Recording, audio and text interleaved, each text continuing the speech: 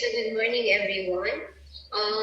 For today, we will now move on to another topic on first topic on renal physiology. Of course, would involve a review of its structure, anatomical structure, and the functions. And of course, we will be talking about also urine formation for today. Hopefully, we could finish up to auto regulation.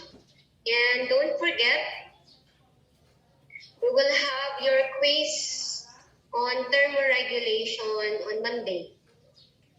Okay? So you will have a quiz on thermoregulation on Monday. So ilan na ba kayo? 26. Wala pa kalahati. So, I expect na nabasa na ninyo yung module. Again, my narrated PowerPoints are a summary of what is in your module. So, ang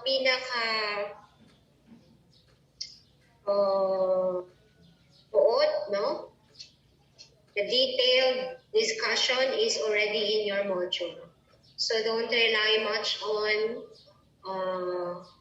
yung ating narrated lang alone. You have to read your module, especially lahat ng mga hormones that are involved in the kidney function.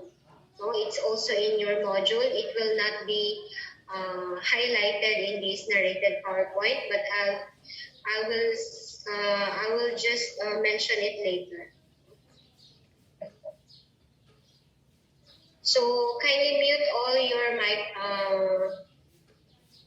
microphones already so that we can start. I'll back in from time to time just to make sure if you are actually listening. And then tell me if the video or the audio is okay.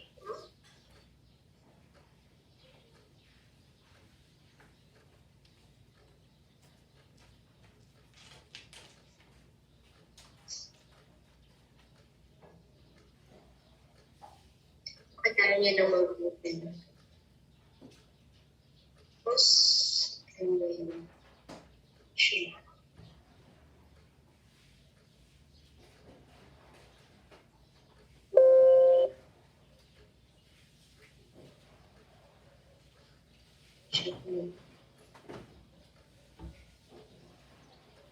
On renal physiology. So, you already know that the kidney is an important organ of the body because of its many functions. No? So it's a very small organ. You have two pairs of kidneys, one on the left and the right. It's a very small organ, but it actually receives around 25% of the cardiac output. And of course, as you know, for the excretion of metabolic waste or the waste products of metabolism, just like it. So, if we're talking about the kidneys, we mentioned that there are a lot of functions, and the most important one, number one, is the excretion of metabolic products, waste products. So remember, all of the cells of the body undergoes metabolism, especially those that are highly metabolic organs like the liver, the brain, the heart, So all will produce waste product just like urea, uric acid, and creatinine. All of these should be excreted from the body. Otherwise, you would have this accumulation of metabolic waste or metabolic toxins. These waste products are also considered toxins. If they accumulate in the body, and this will affect many of our cellular functions. Usually kasi yung iba ay acid. So it will cause also acidosis. Okay? So that's the number one important function of the kidneys is the excretion of metabolic toxins or products from the body.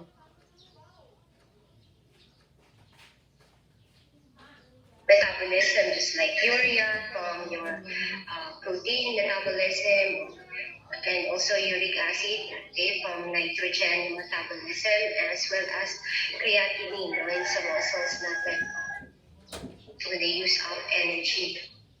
It is also important in the reabsorption of substances needed by the body. So, since it filters the blood, some of the nutrients that were filtered should be reabsorbed back into the body. Otherwise, it will be to go to the urine. Next would be on fluid and electrolyte homeostasis. So it has a big role in volume regulation as well as in electrolyte regulation. Okay, so just have to stress out, since it receives 25% of the blood coming from the cardiac output, so madami doon ang napifilter ng mga electrolytes, including water. So, most of it should be reabsorbed through the kidneys. Only 1% will be going out as a urine. Importante yun. That's why pag may mga problems na in the kidneys, you would have problems in hydration kasi hindi nare-reabsorb yung mga fluids as well as electrolyte imbalances. So, fluid and electrolyte homeostasis also, as I've mentioned, the kidneys has also a big role in the reabsorption of electrolytes from the filtered blood, okay, and fluid. And, so continue natin.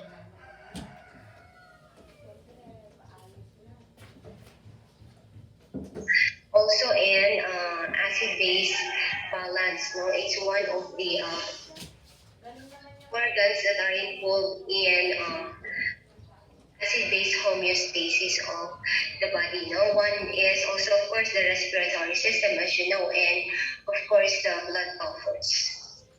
Can you still remember that if hydrogen ion accumulates in the body, the first defense would be the blood buffers? Remember the bicarbonate buffer system, the phosphate buffer system, hemoglobin, yung mga proteins natin inside the cell. These are all buffers that will help eliminate or neutralize acid. Pangalawa ay yung respiratory system natin is involved also in the release of acids. And the last is the kidneys. So, involve ang kidneys in removing excess hydrogen ion in the body. Okay? Kaya siya important in acid-base balance. And lastly, and also another important function is that it secretes a hormone that is important in particularly red blood cell production, which is your erythropoietin, and also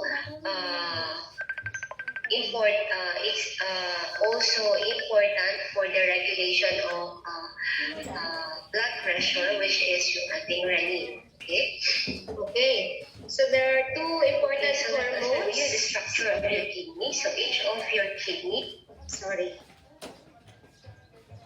Okay, so there are two hormones important that are produced by the kidneys. Number one is your erythropoietin. From Fission 1, ano ulit ang action ng erythropoietin natin? Saan siya important?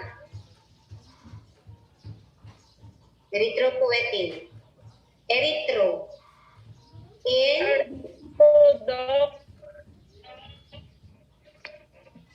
RBC po. RBC production, maturation. Okay, so importante ang ating erythropoietin produced by the kidneys in RBC maturation. So without it, mas oonte yung mapoproduce na or magmamature na red blood cells. Number 2 is renin. Okay? Renin is usually produced by the kidneys during dehydration. We will be discussing it when we discuss REAS. No? But take note, it is usually produced during dehydration, no? In order to regulate blood volume and blood pressure. Okay? So those are the different functions of the kidneys. Do you have any questions?